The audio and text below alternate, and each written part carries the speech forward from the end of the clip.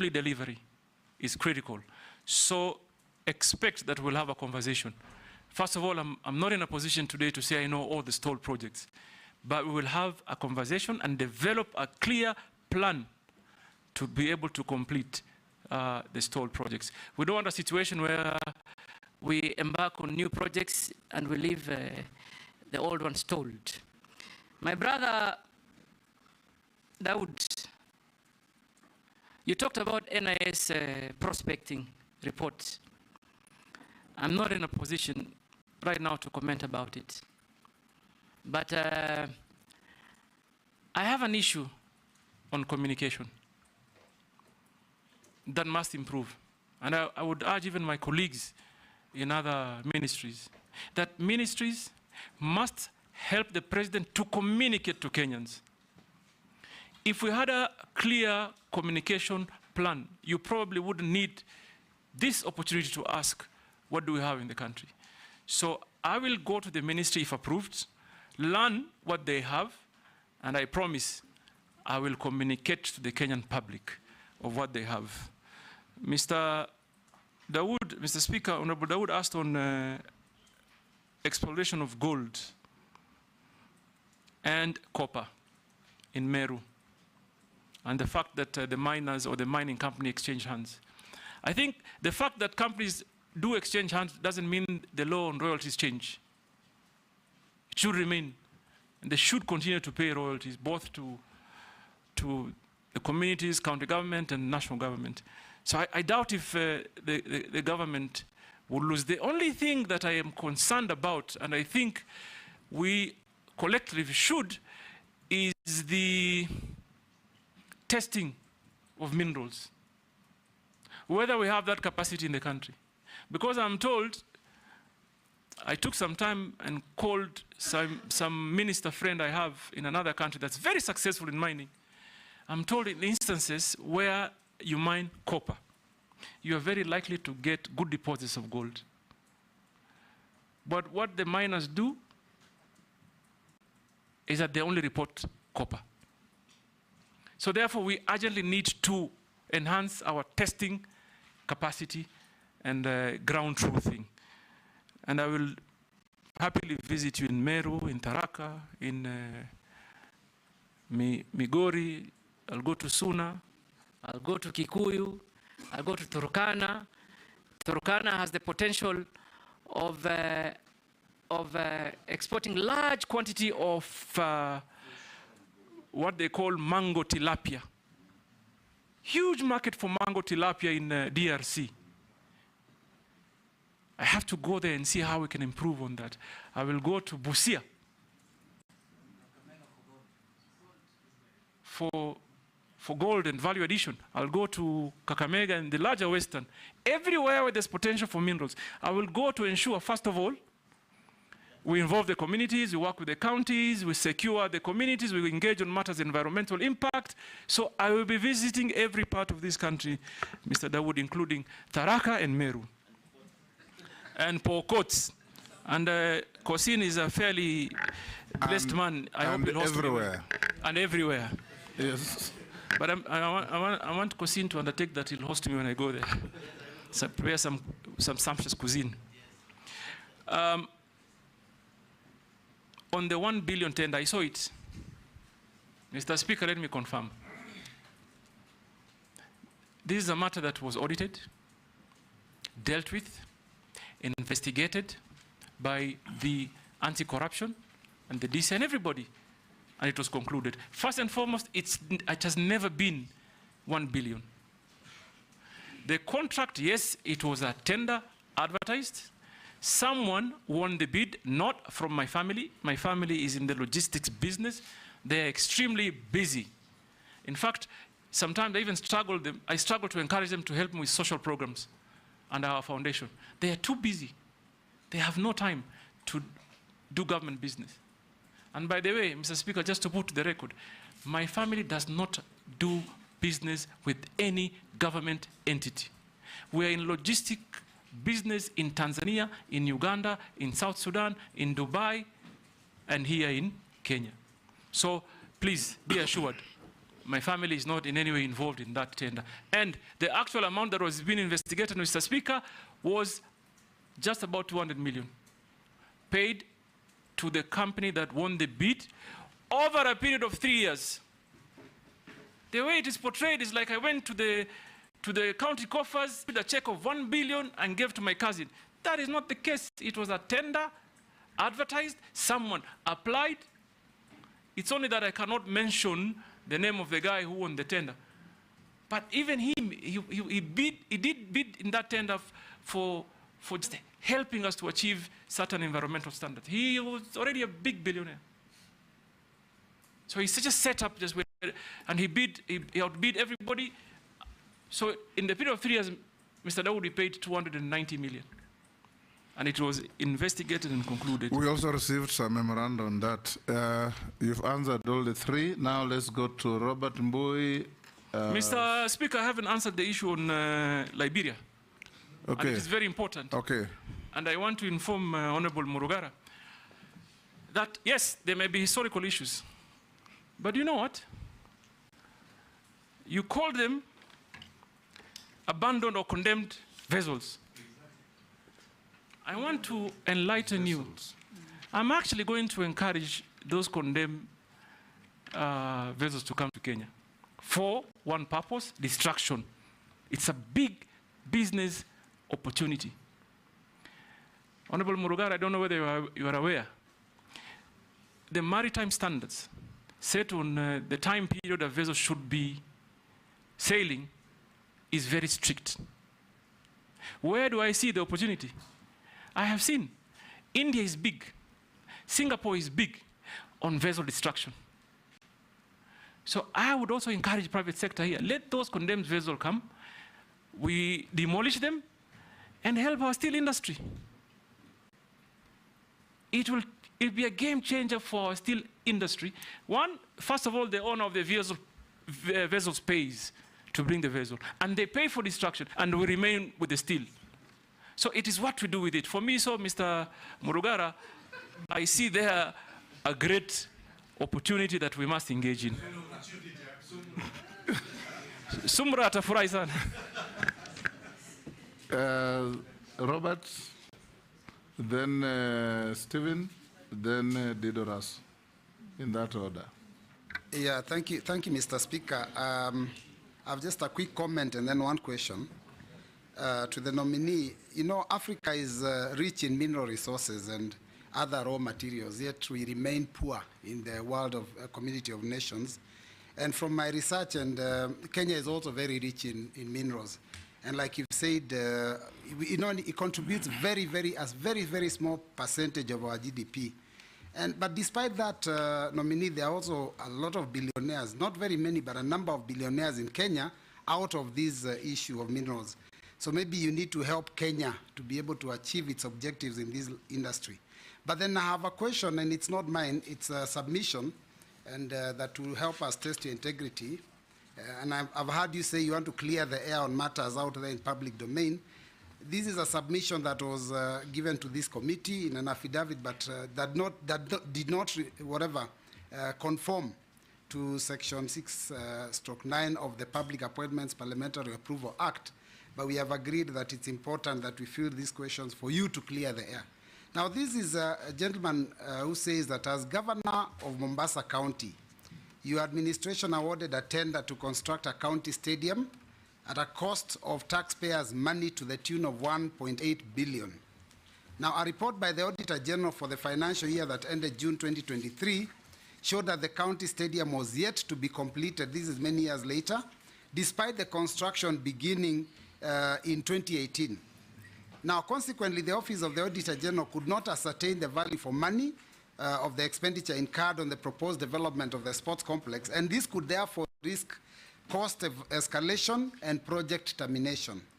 Kindly explain the extent of your involvement in the matter and whether the stadium has since been constructed so that you could allay the public.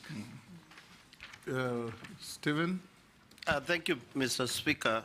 Welcome, nominee, Governor Hassan Ali Joho, former. Blue economy is 1.5 trillion US dollars globally, whereby it creates more than 30 million jobs.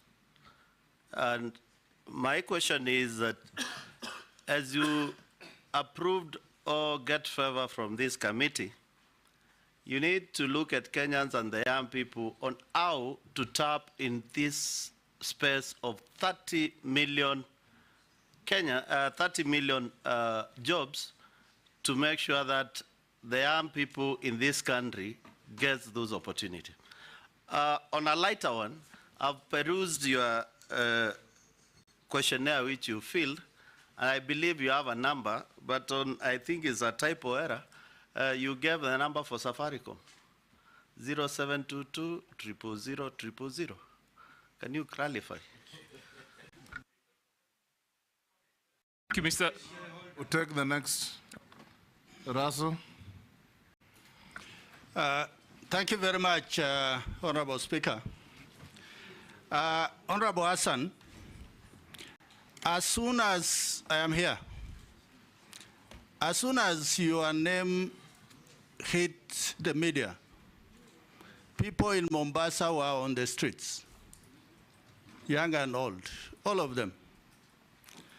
A few days later, one of the MPs said, now Hassan Ali Joho should become a cabinet. He should not come back to local politics.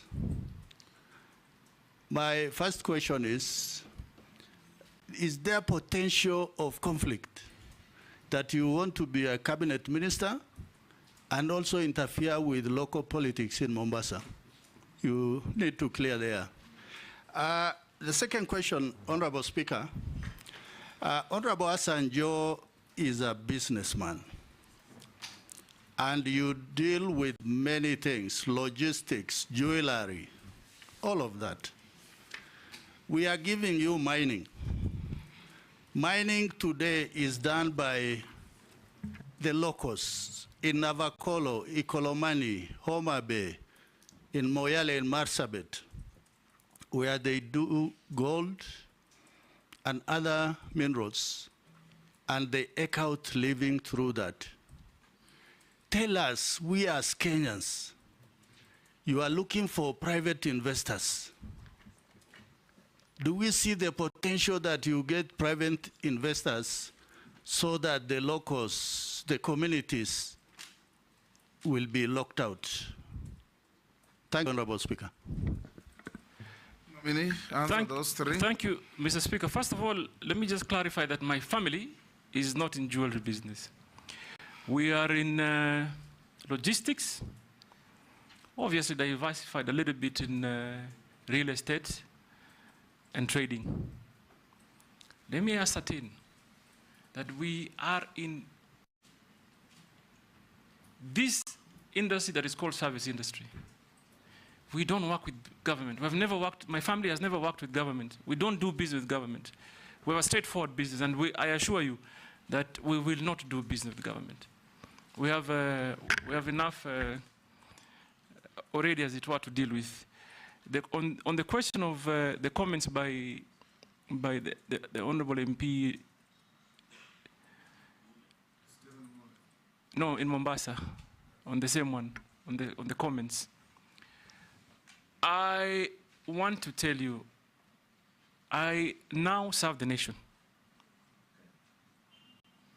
And in fact, I will make efforts to even unite those that are in Mombasa. I must help the president unite the country. And therefore, I must rise above local, divisive conversations. Every Kenyan must be served equally across board. So if there's anything I'm going to do, is to actually endeavor to unite Kenyans and even leaders even more. So be rest assured, politicians have their space, they can say what they say, but if I'm approved, I serve the nation, and I want to assure this House I will do anything to see a Kenyan that is united. Mr. Speaker, on my telephone number, let's begin there. I wonder the kind of calls that I'm going to get today.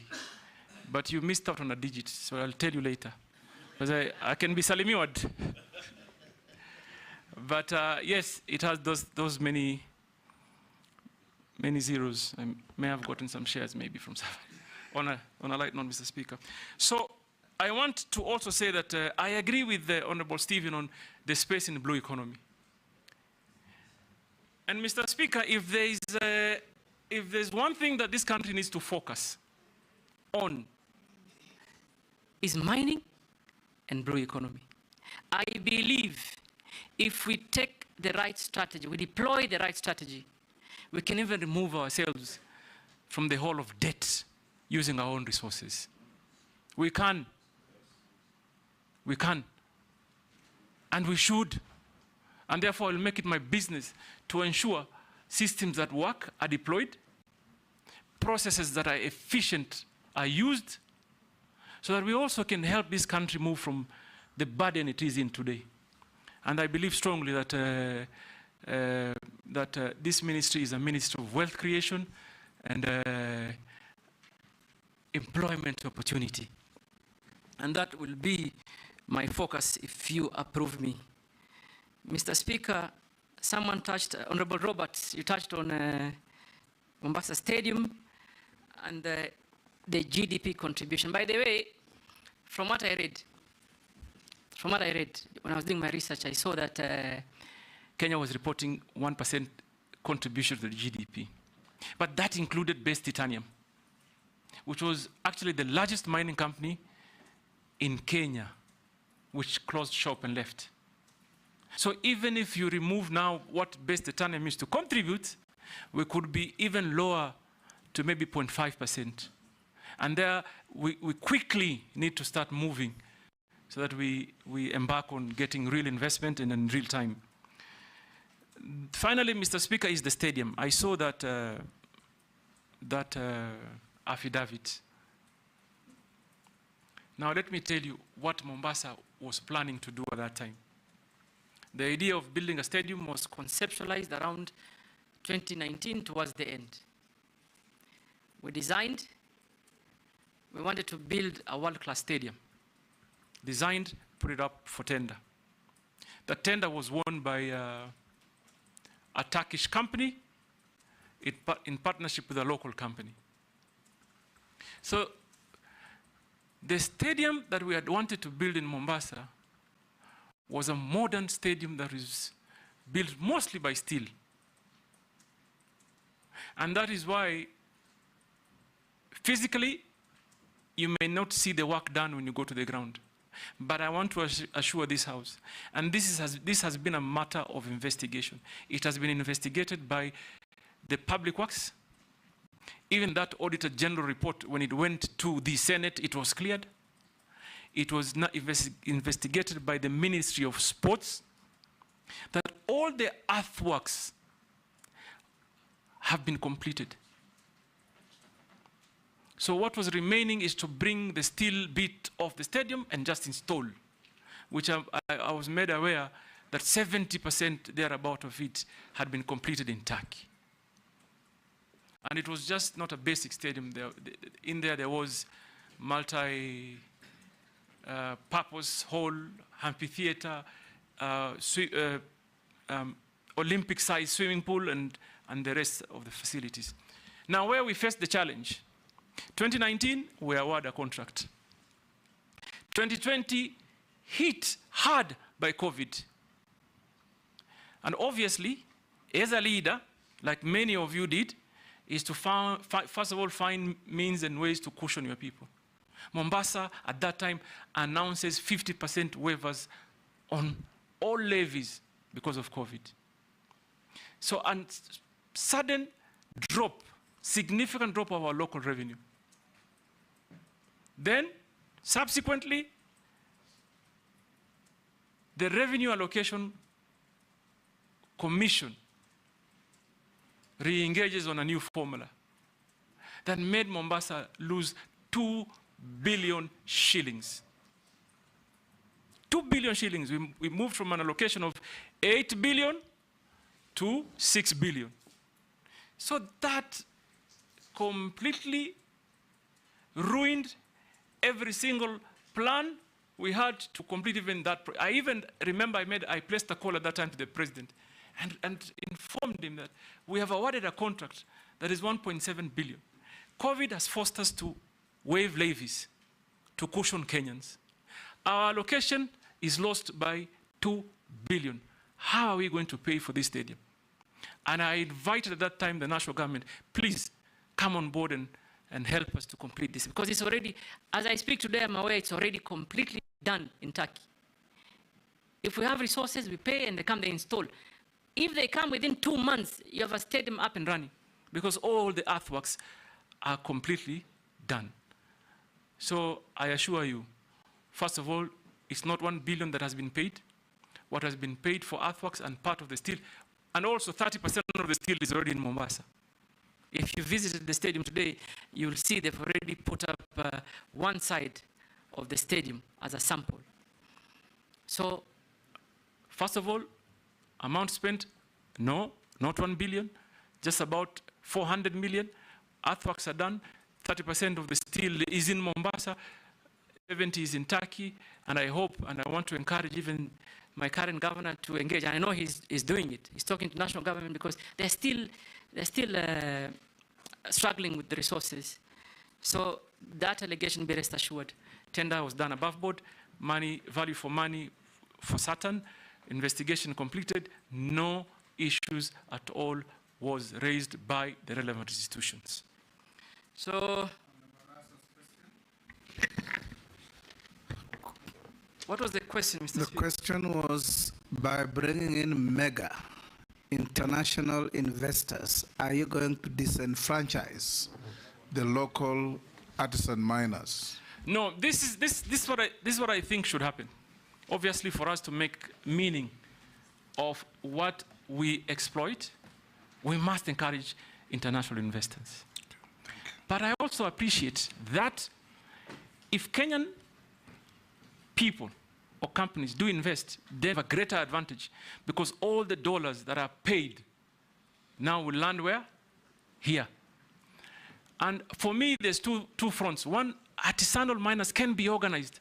And by the way, we should even look at the law if we can encourage that if you are licensing a big company, for example, to mine copper, say in Gusii County, we can, in the same spirit, organize local people. If we are allocating 10 acres, why can't we hire, for example, 2 acres, train local artisanal miners, equip them to make sure they are safe, because safety is a great issue, so that they can also participate in the building of the nation. And that really is a matter we are going to engage in collectively so that we cushion our people, so that exploitation does not negatively impact the people of Kenya.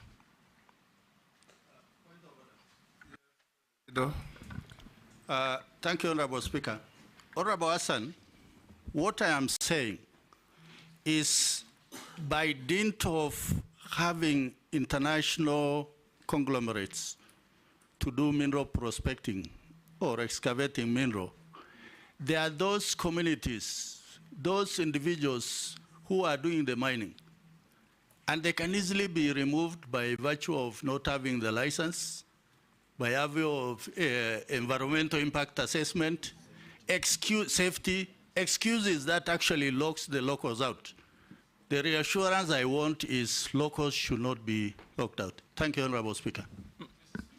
Mr. Speaker, first of all, I believe in the principle that primarily first beneficiary should be at the center where the local is. And we will do everything possible to cushion that local. And I said it earlier, and I want to repeat it again.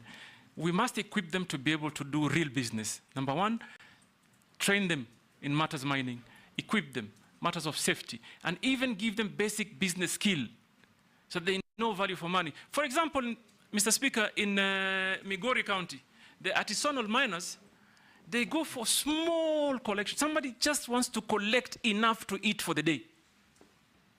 They go in very dangerous or hazardous environment. When they think they've gotten what will give them that meal for that day, they go home. Don't you think there's a need for us as a country to engage them, to tell them if you do it in a much more organized way, you can actually change your life for a long period of time. So, Mr. Speaker, I want to assure the honorable member that... Point of order. I was hoping that you would say something like this, that you'd promote a legislation, like happens in many countries, that if a foreign investor is coming in, they must have a component of local shareholding, so that we don't only benefit, because when an investor comes in, we only benefit from their investment and employment and tax in Kenya, but they repatriate the entire amount of their profit. So we should be looking towards that, or else the country will be owned by foreigners. No, without a doubt, and I take your comments very, very seriously, that, that this requires a very deeper conversation with all of us, and I'm happy to assure you that we'll take it on. Like other countries, like you've rightly said, other countries do. Even though we are a liberal economy, we'll find ways to ensure we cushion the Kenyan population. We have a law on local content, and if you apply and improve it, if an Australian or French company comes to mine here, and they make $1 billion profit in a year, that is money out of our economy. If 40% of that money goes to local shareholding, that is money into our economy. The most important thing is to structure such that the local content is not used to create a cabal of a few super rich against the rest of Kenyans. The local content could be a county, could even be government shareholding through parastatals in your ministry. The government also has a duty and a right to incorporate companies on behalf of the public and have them be shareholders in those mining activities. If a foreign bank makes 30 billion profit in Kenya, that's money out of our economy. If a local bank makes 10 billion profit in a year, that is money into our economy. We'll take the rest. Okay. I think, Mr. Speaker, I couldn't agree more. And probably that maybe the reason as to why the National Mining Corporation was formed, one of the reasons. And because National Mining Corporation is not fully functional today. And Madam Boss, this, first of all, may be the first area of potential. Get them to partner with other investors so that they can achieve that local content. And I will strongly propagate that it happens.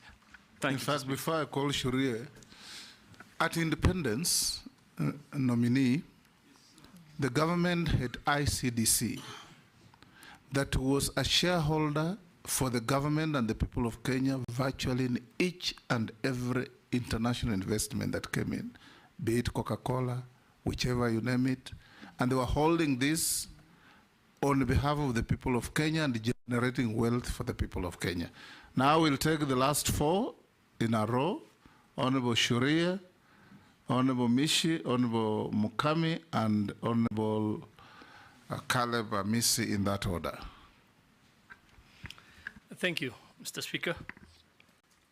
Mheshimiwa Joho, there are numerous abandoned mines and quarries across the country that are a danger to the people. What measures will you implement to ensure the safety and rehabilitation of these sites? I thank you, Honorable Speaker. Shimbogo. Thank you, Honorable Speaker. Honorable Speaker, just to note that the nominee today used to be my governor for 2 terms in Mombasa County, but today I'm here as a member of the Committee of Appointments, and I'm being governed by the rules and procedure of vetting. My first question to the nominee, although the nominee has talked about training, but I want to pick one particular component on training on the seafarer or regarding maritime studies.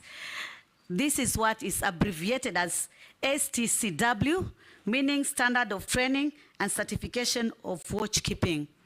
Most of our seafarers, they're educated, they have the qualification, but they don't have the certificate for STCW. And that is why most of them, when they want to acquire jobs to the vessels, it becomes an impediment. I know the ministry has reduced the payment for such training, and now is at around 15,000 Kenya shillings. But still, most of our formative groups, and those who are vulnerable, those from the minority, the marginalized, the youth and the women, they still can't afford to pay that money for that training. And yet His Excellency has really been talking about working on ensuring that we create employment, because unemployment is a threat now to this country. I'm asking the nominee, what will be your immediate and short-term intervention to ensure that at least we cushion these affirmative or rather vulnerable groups, that they can acquire this certificate or STCW so that they can be employed in the vessels, the fish vessels, tourist vessel, so that they can earn some employment and assist their families. My second question, Honorable Chair, I'm going to do it in a Kiswahili language. Mheshimiwa nominee wetu wa leo, mara nyingi au mara kadhaa katika taifa letu la Kenya ama serikali yetu ya Kenya kumekuwa na miradi ambayo inahusu kuchimbwa zaidi kwa bahari. Ile Kiingereza tunaita dredging. Kwa mfano kama mradi wa Lapset kulifanyika mambo ya dredging, hivyo basi kuathiri wavuvi wetu katika sehemu ile. Katika sehemu ya Dongo Kundu Special Economic Zone ambapo kutajengwa port itakayoitwa Dongo Kundu Port. Pia kuna mambo ya dredging ambayo yamefanyika ama uchimbwaji zaidi wa bahari. Katika harakati hizi tunapata wavuvi wetu wanaathirika, haswa kwanza ikiwa uvuvi ndio kitega uchumi chao cha kuhakimu katika maisha yao. Na ile fidia ambayo wanapewa huwa ni fidia duni, na wengi pia hiyo fidia pia hawaipati. Na hata sasa kuna kesi ambazo zinaendelea za wavuvi kulilia serikali juu ya fidia kama hizi. Je, iwapo utabahatika kuweza kukubalika kufanya kazi katika wizara hii, utaweza kuweka mikakati gani ama utaweka mbinu gani muafaka kuhakikisha kama taifa tutaangalia wavuvi hawa wetu ambao wengi wao wanatoka katika familia ambazo ni maskini ama katika maeneo ambayo ni maskini. Mwisho kabisa ni sheria za kuwasaidia hawa wavuvi katika wakati wanavua. Ni katika swala hilo mheshimiwa. Unajua mimi natoka sehemu ambazo kuna bahari.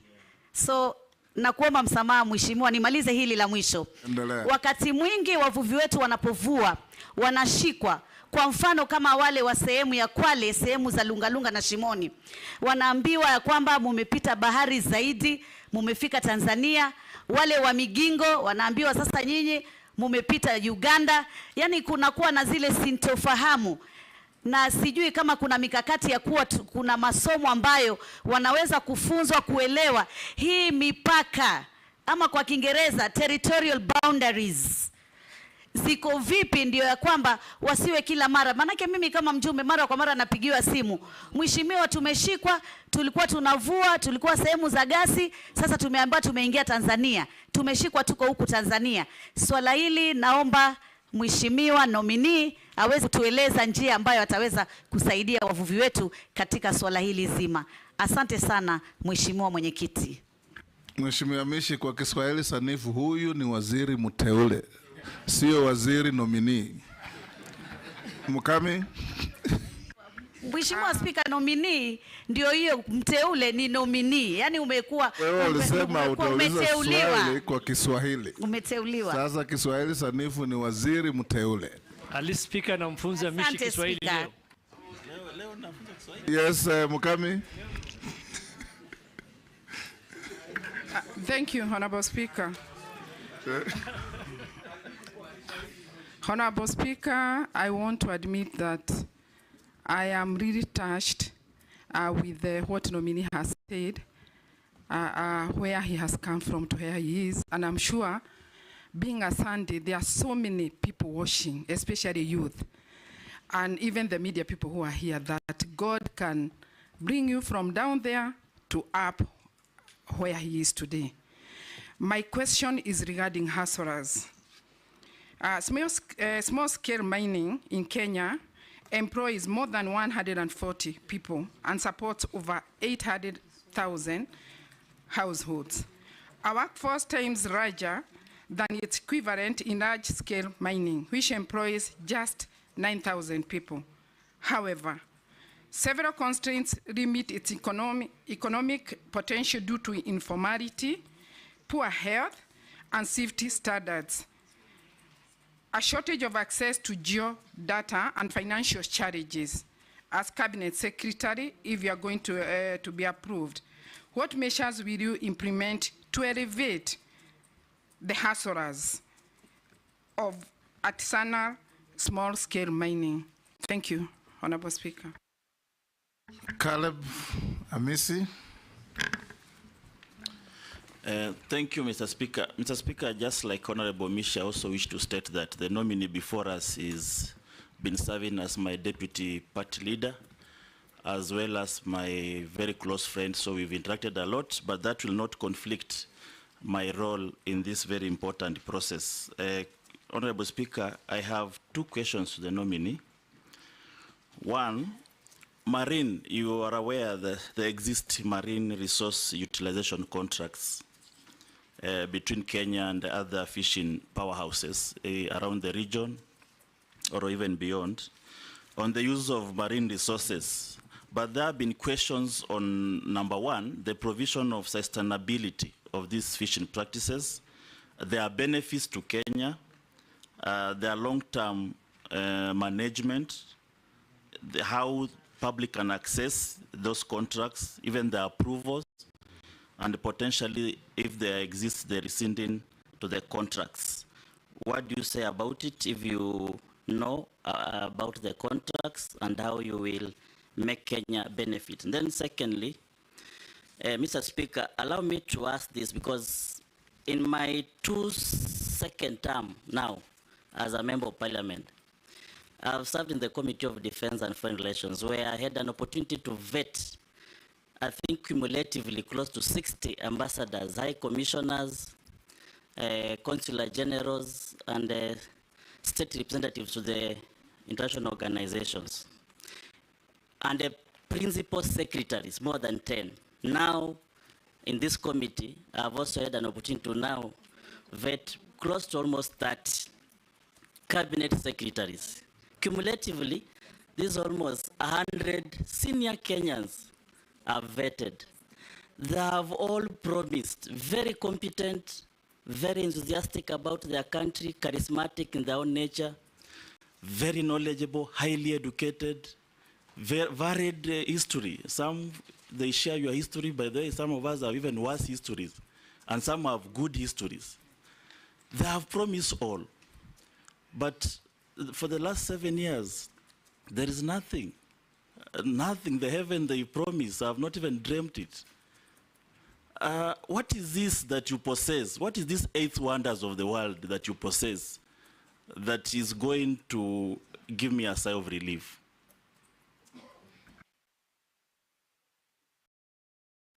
Nominee, answer those. The question from Honorable Shuri actually had been asked by Chungwa and somebody else, but answer that. So, Mr. Neglected mine piece. Yeah, Mr. Speaker, I had said earlier, this is something we're going to look into, and for the future, to prevent that from happening, we will have to find a way to create some sort of... You said you'll bond the miners. Yeah, bond the miners. But that doesn't mean we'll ignore the existing problem. We'll have to just find a solution. We will consult among ourselves and even other government entities.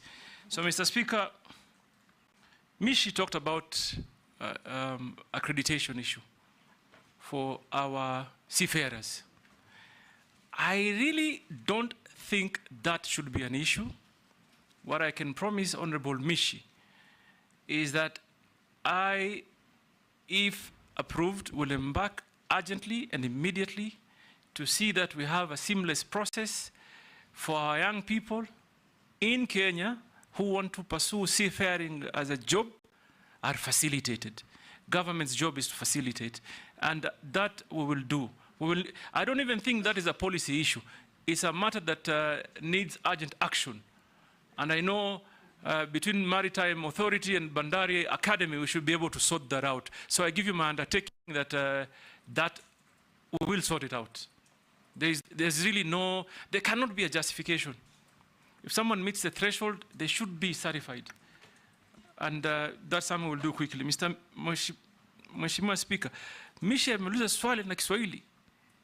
Kwanza nataka kujua, sijui kwa nini alikuwa apologetic about it. Kiswahili ni lugha ya taifa.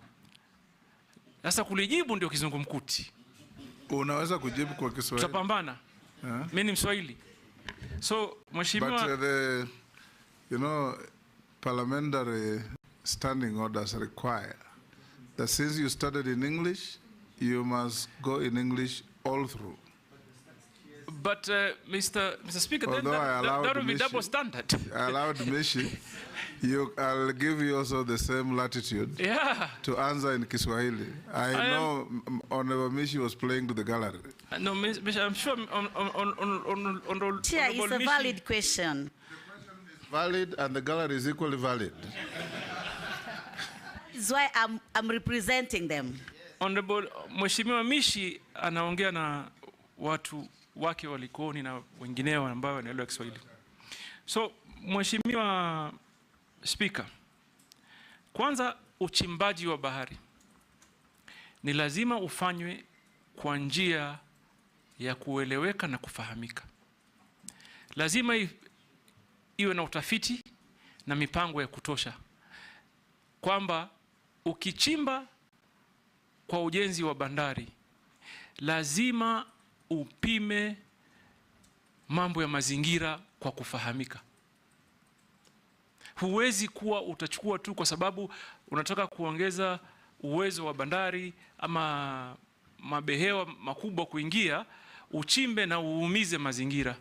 Hii ni mambo ambayo haiwezekani. So mimi kama mazingira huharibiwa, haiumizwi. Endelea. Waswahili waelewe hiyo, Mheshimiwa. So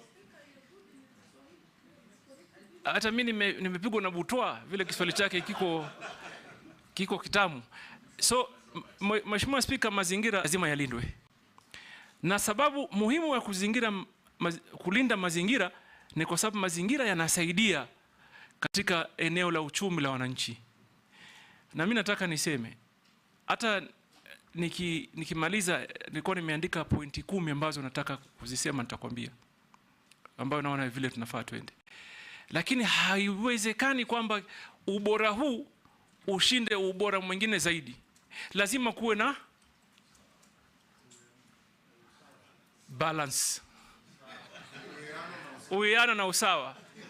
Yaani tunasema, Mheshimiwa Speaker, katika yale yanayofanyika lazima kuwe na uwiano na usawa, hasusan katika mapato. Na hakuna mimi nafahamu vile pale Mheshimiwa Misha natoka, wavuvi walikoni wakati Dongo Kundu ilikuwa inachimbwa, hata ile terminal mpya ya bandari sahihi, wavuvi wengi walipoteza mapato ya kiuchumi, kwa sababu mchanga ule uliotolewa pale ulitupwa mahali ambao wavuvi wanavua.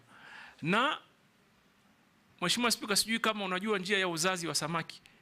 Wasamaki wanazaa kwenye mapango kule baharini. Sasa mara tu utakuta mchanga kiwango kikubwa kimekuja kikafinika maeneo ya uzazi wa samaki. So inapunguza sana. Sasa Mheshimiwa Mishi, mimi nataka nikuhakikishie, lazima tuweke mikakati kabambe ya kueleweka na tutathmini hali halisi kabla tukubali mambo ambayo yataumiza Wakenya kiuchumi. Na tena sio Mombasa peke yake. Lamu, ziwa la Victoria, ziwa la Turkana, Nakuru, Naivasha na kwengineo. Kwa sababu Mheshimiwa Speaker, mambo haya yanachangia pakubwa katika uchumi wa nchi yetu, kiutalii, kiuchukuzi, kimaisha kwa jumla. La mwisho, Mr. Speaker, Alamishi alisema mambo ya mipaka, na akasema mambo ya Tanzania na Kenya na Uganda migingo. Mheshimiwa, mimi naonelea hivi, nchi hii, serikali hii, kwa in the spirits of East Africanism, yani kwa ushirikiano in that spirit, ile ya umoja wa East African, lazima tuzungumze mambo ya mipaka kikamilifu. Kwa sababu mimi nilikuwa mbunge katika bunge la 10, migingo imekuwa ikizungumza. Mpaka leo tutazungumza migingo. Mheshimiwa Spika, nakumbuka ulipokuwa waziri wa mambo ya nje ama kigeni. Mambo ya nje. Mheshimiwa Daudi anichanganya kidogo, sema kigeni. Mambo ya nje. Ulikuwa unapambana na mambo ya mipaka ya baharini. Na nakumbuka tulisongeza zaidi ya nautical mile 300 na almost. Tulipima na tukazongesha kutoka mile 200 mpaka 450, na hizo stakabadhi nikazipeleka kwa Umoja wa Mataifa. Sasa, New York. Sasa Mheshimiwa, mimi maoni yangu ni kwamba kama nchi ni muhimu tuzungumze kikamilifu mambo ya mipaka, migingo, Tanzania, Somalia, Uganda, na popote pale ambapo panatuhusu mambo ya mipaka. Ni muhimu, na umuhimu wake uko wapi? Hiyo utalinda haki za Wakenya wa siku za usoni. Hasa ukisikia kwamba kuna madini, kuna rasilimali, conflict inaanza. So Mheshimiwa Speaker, tutaka tufanye namna hiyo. Mheshimiwa Mukami, you cannot, if you are government or in government, you cannot ignore a sector that employs 140,000 Kenyans. You cannot. That requires us to quickly develop a strategy on how we will sustain them. Those are the people that probably are looking upon us to deliver help. So what do? We need to come up with an actionable strategy on cushioning them, training them, like I said earlier, and creating market for them. So I will work closely. First of all, I will go to them. Mr. Speaker, if this House approves me, the entire first month, I will listen. I will go to every area to listen to the views, to the challenges, and also probably they have and they identify and they know the areas of potential. So I will listen. Once I listen and gather actual data and information, we will develop together with this House a clear action plan to cushion and grow the numbers, because 140, in my opinion, hasn't even met the potential. It can be greater than that. Mr. Speaker, Caleb Amisi asked on marine utilization, sustainability. Number one, I don't think we've even tapped the potential. We've just probably, it's just a scratch on the earth or on the surface. The potential in the maritime utilization is great. But there may be some predicament, Mr. Speaker. And at this point, I want to tell Honorable Caleb, we would work with you at the committee level, but also work with possibly the Attorney General, because we need to develop a clear legal strategy on how we can relook, for example, at the treaties and the conventions and the licenses and the agreements that this country has gotten into. I say this why. Caleb, are you aware that the Kenyan coast is an important corridor for tuna, yellowfin tuna? It is. Are you also aware that our allocation for yellowfin tuna, our quota for yellowfin tuna is 3,000 tons, yet the EU has 76,000. So there are great legal issues, but we must get into them. And therefore, we may need to develop a strategy between this Honorable House, possibly the Attorney General, because there'll certainly be a lot of litigation issues. And therefore, if we do the strategy well, we should be able to address those issues and ensure that, that what is for Kenya remain, what is for Kenyans remain for them. Finally, you asked me if I am going to be, my friend, Caleb, I'm that one that you're looking for. Let me assure you, I'm an action man. Me, I don't like sitting on the desk 24 hours. I must be on the ground. I must understand what people are saying. I must engage them. So for me, I have a plan. This country needs to push mining to contribute more into the economy. This country needs to create employment to the young people. This country needs to involve the young people in decision making and ensure they participate in every process and they feel that this government is theirs. So that cannot be achieved sitting in some office somewhere. We have to be on the ground. So I assure you, I will hit the ground running. Yes, Mary. Go ahead, go ahead. Thank you, Chairman. Nominee, yesterday I raised a concern to the outgoing Minister for Mining, and I think it's important that I seek clarification from you, if approved, because you're going to be the person on the seat. There is mining happening at the border of Kenya and Uganda at a place called Amoni in Alupe.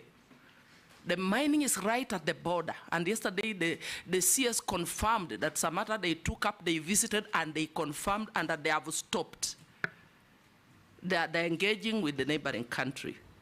What are you going to do about it?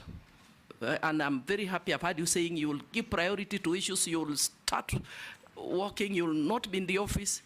And one Kenyan has asked the same question and also has asked about Migingo, but you've already addressed the Migingo. Just tell me about the Amoni. Thank you. Mr. Speaker. Chairman, a rejoinder on the same, just that, a rejoinder. Mr. Nominee, there's a whole issue in this country about speculation. You know, people assuming this county has this county has that, this region has that. I would like to know whether you would ensure there is a transparent Kenya mineral audit that will allow Kenyans to know what minerals are where and who has mining rights. Because this, especially where I come from the north, the cattle rustling has changed. It's not about cows. It's about land.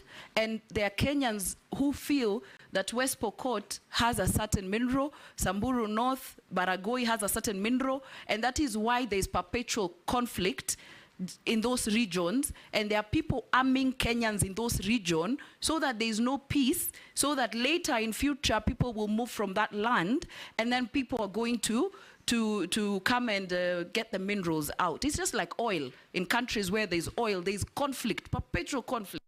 And so that's, you know, not having a clarity on where we have minerals in this country breeds that speculation and brings conflict. Asante.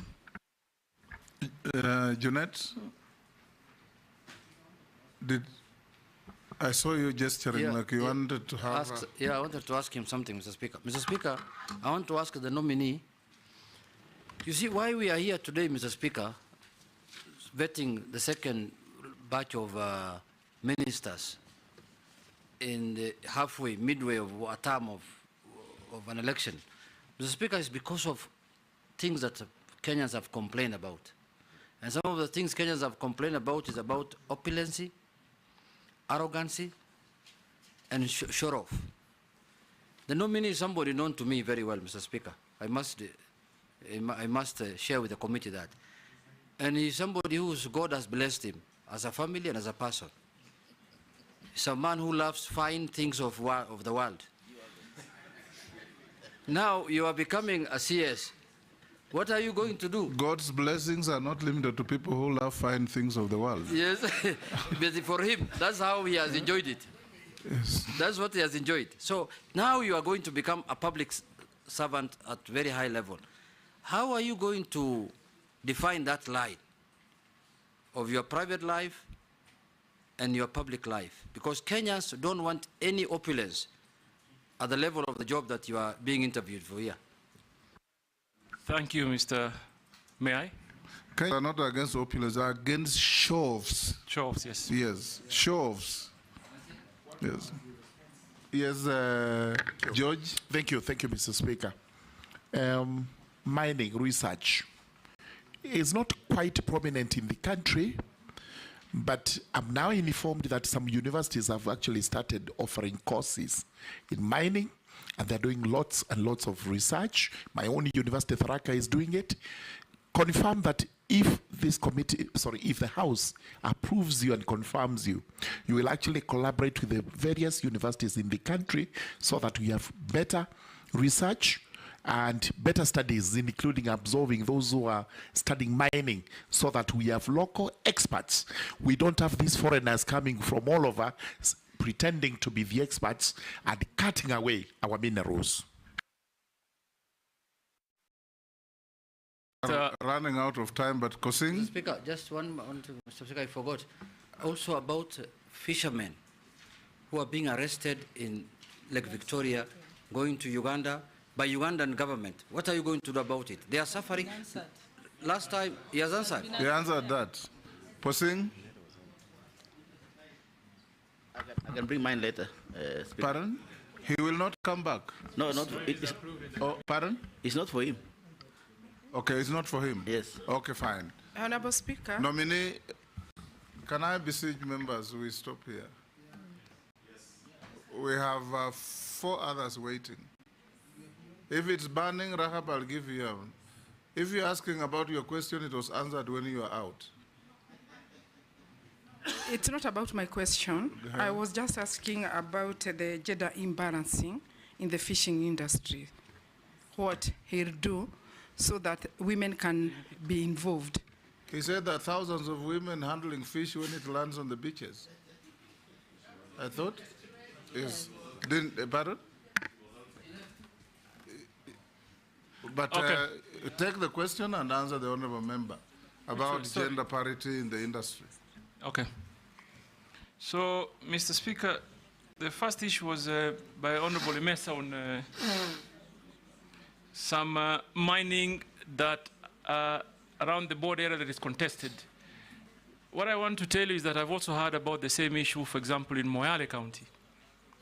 And I am going to work with members of parliament, governors, very closely to ensure what rightfully belongs to Kenya stays in Kenya. And that opportunity is secured for and on behalf of the people of Kenya. So we'll work very well together. That assurance government is about continuity, and what Mvurya committed, I will take on and move forward with you. Answer the remaining questions in 2 minutes. Mr. Speaker.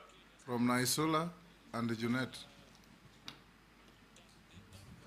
If you could allow me, maybe just from what Junet said, on your declaration of net worth, I see you have valuables and jewelry of a good amount.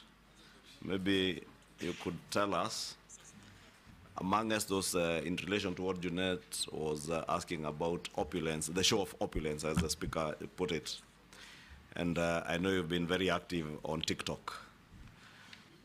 Can you assure the people of Kenya that these valuables and jewelry here will not be part of the things that they will see on TikTok? Because I think that is what annoys Kenyans when they see. And because you are coming into public office, just to be sensitive that Kenyans, as much as you have declared it here, may not want to see those things. Mr. Speaker, I think what my brother Kimani Ichung'wah is trying to say is referring to what they will see. I'm actually focused on what they've already seen. because it's been there. But what I want to assure this honorable committee, I appreciate certain factors of life. And you must have a balance. You must have a balance. When you're serving the people, you must, first of all, make them feel comfortable. You must make them feel you're one of them. So opulence for me, no. When I'm working, I am working. When I'm enjoying myself in my own setup at home, that's fine, that's another story. But when I'm going to the Kenyan people, my dedication is to work for them. And my experience, Mr. Speaker, tells it. I have, thank God, been elected 3 times. 3 times. And I thank God also, for example, you asked of the valuables, jewelries. Largely, I'm talking about watches. And I've been wearing even before I became Member of Parliament, long before. But I know how to balance. I don't have to wear it so I can show off. For what? What value will it give to anybody? So I enjoy wearing it. Even this morning I was debating, should I wear a watch? Shall I not? Really, and it was a big debate there at home. I said, nitaficha tu kwa hii. I don't have to show it off. I'm sure it is only now you are realizing I was wearing a watch. So show off for me is there's no way I'm going to show off, Mr. Speaker. That I can assure you. Mr. Mheshimiwa Naisula. Sorry, Mr. Speaker, on the question of Mheshimiwa Naisula, on matters speculation, that must be addressed, and urgently, because it denies Kenya an opportunity. You largely touched on it. Yes, but I want to talk about one important thing, and I see a great opportunity. I think Mheshimiwa Waigara, you asked on Murigara. Sorry. Murugara. Murigara. George, Sir George, on your question on training for mining, how do we achieve, for example, how do we attain 10% contribution GDP? We must do what other countries did, train our people. There's also an opportunity. If you went to some countries, you will see a mining bank, a bank that focuses only on mining. Yes. So for us to achieve all that, real work must be done. And I want to assure you, it begins with capacity building. We must train the people. So, Mr. Speaker, on Junet, it's again opulence and show off banner.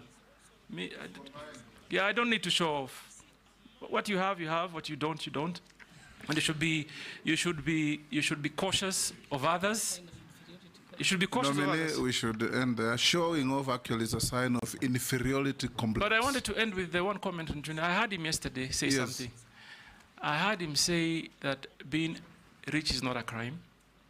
And also I heard him say, I don't know whether Kimani Ichung'wah shared his audited account. I heard him say Kimani Ichung'wah is worth 5 billion shillings. So, brother... Kimani contested that he had understated that's what I heard yesterday. Yes. I mean, I saw it on TV somewhere. So I end here, Mr. Speaker. So I had a formal, like a point plan, Mr. Speaker. But Speaker, you must tell the nominee, just like him, I don't show off. In fact, nobody can tell that you are worth anything.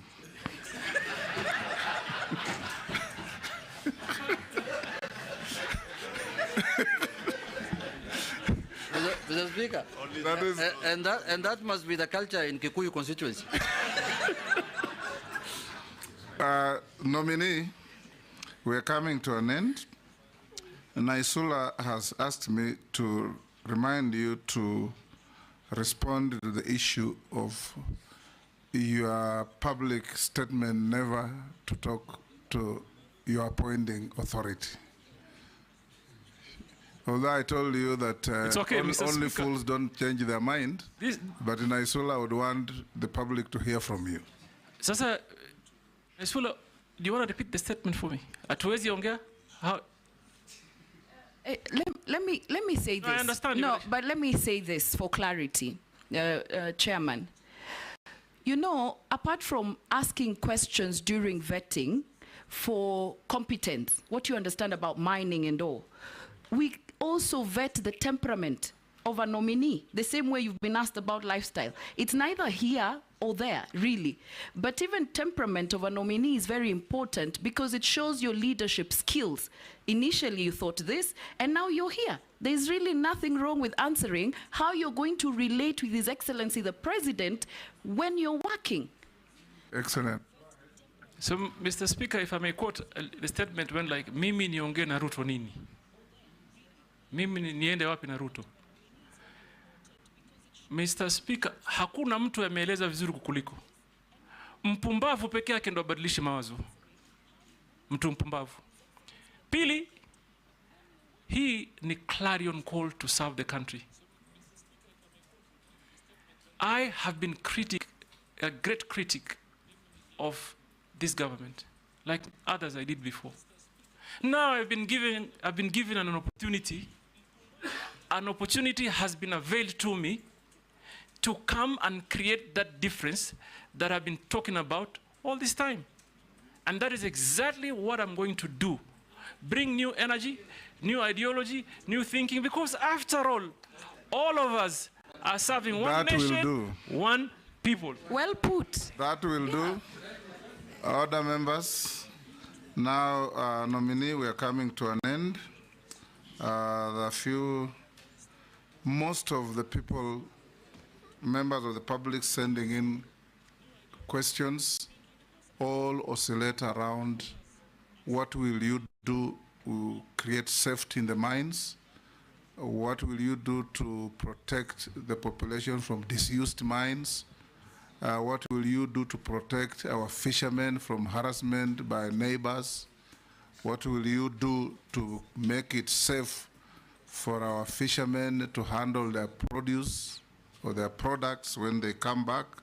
And what will you do to make mining part of the central core of Kenya's economy? These are all things we have talked about, but the public would want to hear that we brought to you what they wanted.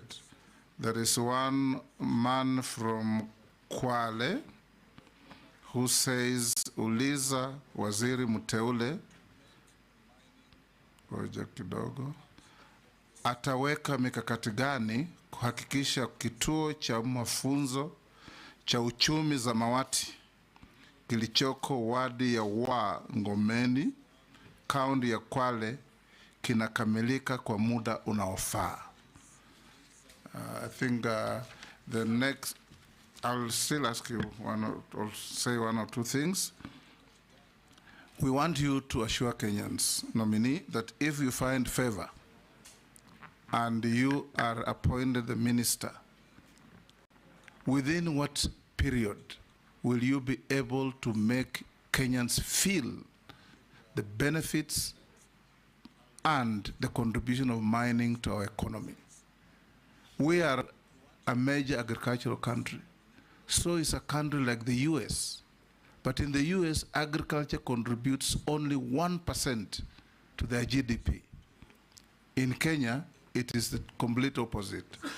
And they do that because they are in manufacturing, in mining, value addition, and all those good economic activities. Secondly, ensure that Kenyans participate in this exciting new economic venture. Assure Kenyans that you are not going to be, if approved, to be working for international conglomerates to come to Kenya, appear to be generating economic activities but taking away all our wealth. We want to see mining being part of the central feature of our economy. Thirdly and lastly, for the seafarers and those who are now going to work on international ships, you may consider, because most of those seafarers will work in ships of major shipping and maritime countries: Korea, China, Spain, and others. You may consider, and Germany you talked earlier, to introduce basic language courses at our college in Mombasa, in these languages so that when they graduate, they have a basic knowledge of German, of Korean, or Chinese, or Mandarin, or whatever. Thirdly, and lastly, you may also consider sometimes if a seafarer goes to a Spanish shipping line and produces a certificate that's a collaboration between our college and some college in Spain, it gives confidence to those who are employing. So you may consider partnering our institution with as many other institutions worldwide as possible to ease the process of our youths getting certificates and being considered for employment. Finish those, then I come to...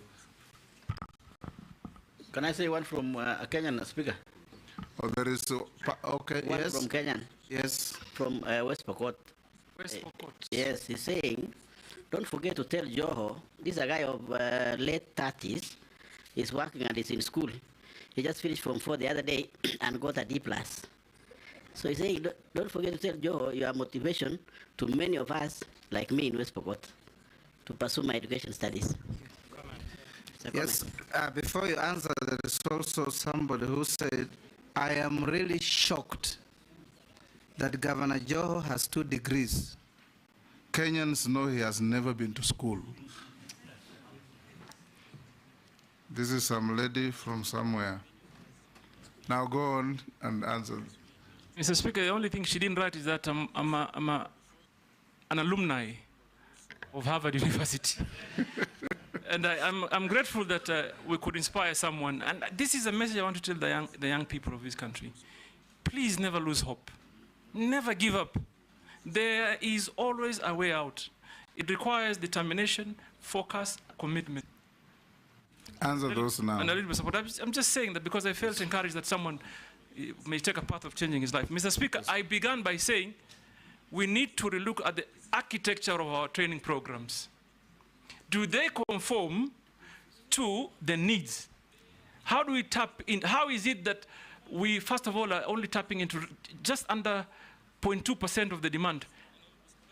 So we will probably redesign the entire training program. And then, Mr. Speaker, I couldn't agree more. The urgent need of collaboration between teaching institutions.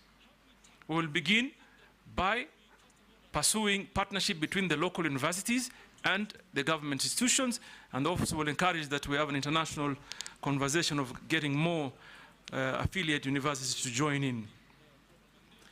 Mr. Speaker, the young brother from Kwale said that there is an institution that is to be completed at Wa Ward in Kwale. I have been to Wa in Ngomeni I know Ngomeni well. I've been there, and I want to assure him that I will go.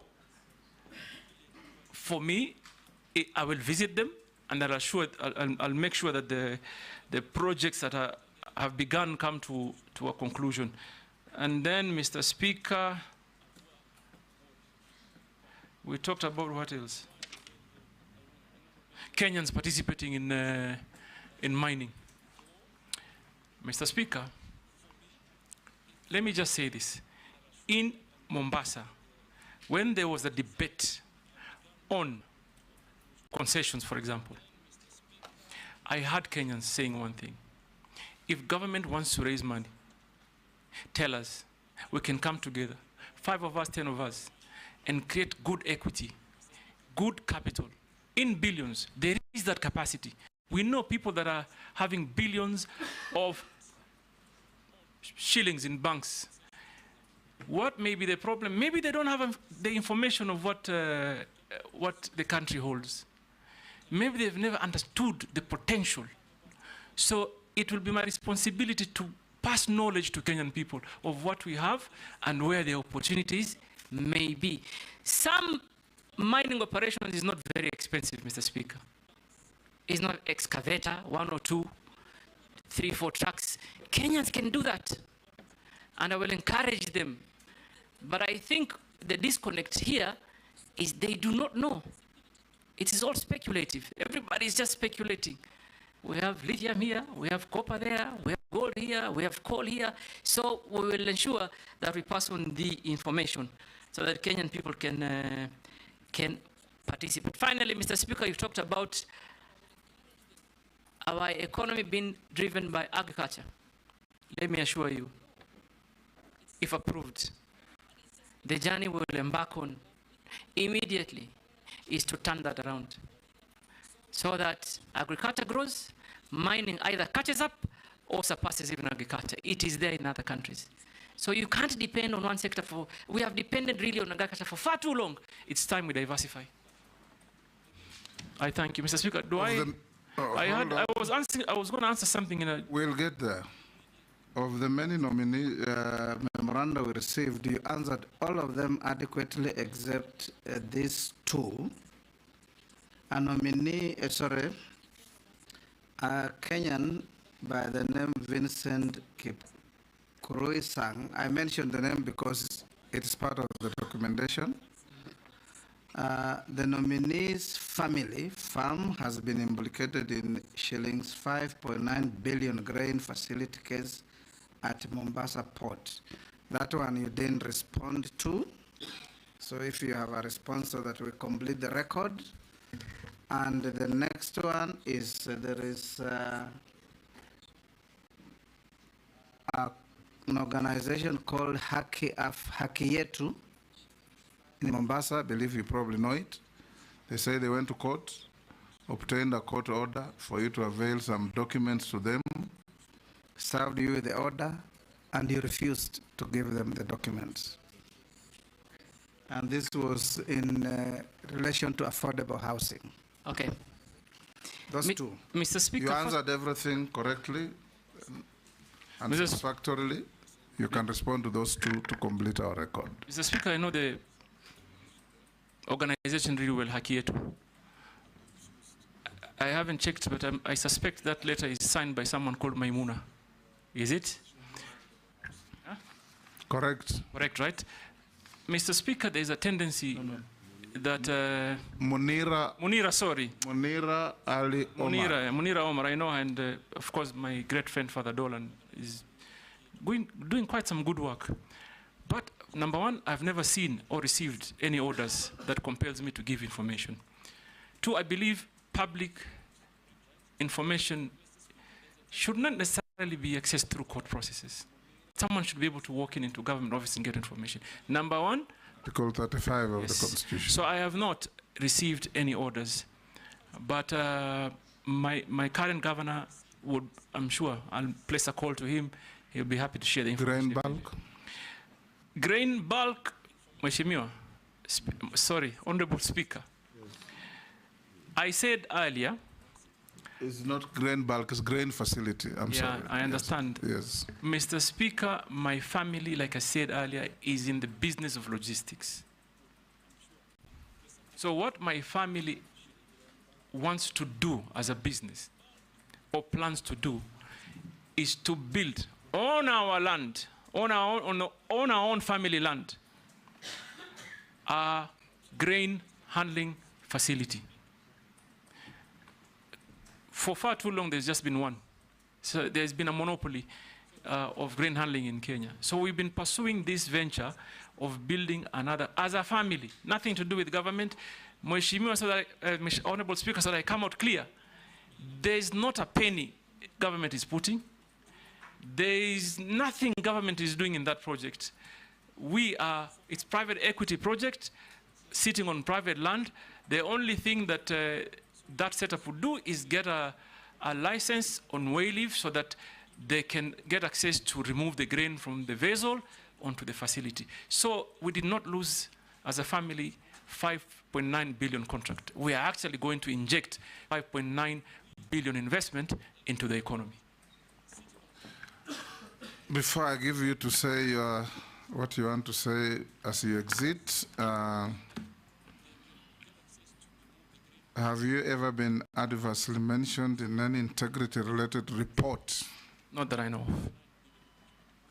Do you hold any leadership position in any political party? In your self-declaration, you say you are the deputy party leader of Orange Democratic Party. That I resigned. I remain only a member of the party. I don't hold any leadership position. What is your net worth? My net worth is, let me just be sure. Where is that document?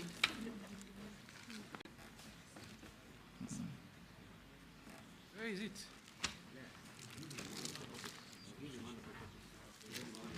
Is on pay. Your assistant should be assisting you on this. I'll just use this one. I found it. Okay. Mr. Speaker, my net worth is 2,361,332,249. Made out? Largely by developed and undeveloped properties, which include my homes in Mombasa, Vipingo, Nairobi, and Malindi. Shareholding in some property holdings. Shareholding in family businesses. Valuables, Honorable Kimani Ichung'wah referred to them as jewelry, but it's just basically watches, and cash at bank. Okay. We have checked your documents against what we have, and we have found them in order. And also you did respond to more than we received 74 memoranda on you. You responded to all of them except the 2 that you have now responded to. Now you can have 1 minute. Speaker, yes. Before he concludes on the net worth, it would be good, and this is in his interest, because he has severally referred to family businesses. This net worth is Ali Hassan Joho, not the family. This is just my shares. Family is definitely much more. I wish it was my own wealth. For a moment, Mr. Speaker, I wish it was my wealth, but that is now my share. Yes, so go ahead and say what you wanted to say so that we go to the next nominee. Mr. Speaker, while I was preparing myself, I came with an idea of developing a 10-point plan that I think would be useful to enhance how we can quickly grow this industry, because it is a powerful industry in our economy that is untapped, and employment. So I came, number 1, complete digitization of the ministry processes. Number 2, stakeholders' involvement and public participation. Number 3, blue economy regulatory framework. Number 4, an urgent review of the Mining Act to conform into the demands of the moment and secure Kenyans. Number 5, enhanced community development agreements. Number 6, international maritime organizations representation, capacity building for deep sea fishing. Number 8, improved licensing processes. Number 9, sustainability standards and certification. And finally, encouraging public-private participation. I thank you. Those are your KPIs, key performance indicators. And I thought I should share them. We have come to an end in you, and you are now released unless you are lawfully held here. Take your documents with you. Sergeant, can you escort the nominee out of the chamber? Have a good day.